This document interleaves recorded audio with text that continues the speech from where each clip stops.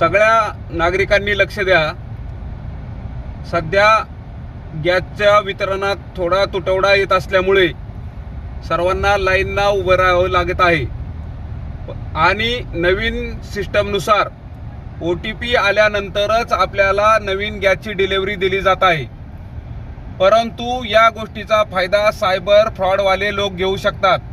आपल्याला कुठल्या तरी अननोन नंबरवरून APK फाईल पाठवतात, त्यावर ती गॅसची किंवा महानगर गॅसची, HP गॅस किंवा भारत गॅसची असल्याचे दाखवले जाते।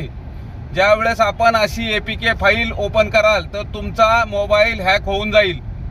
तरी कोणी नागरिकांनी अशा येणाऱ्या APK फाईल डाउनलोड करू नका। अशी कुठलीही APK फाईल कोणतीही गॅस कंपनी पाठवत नाही।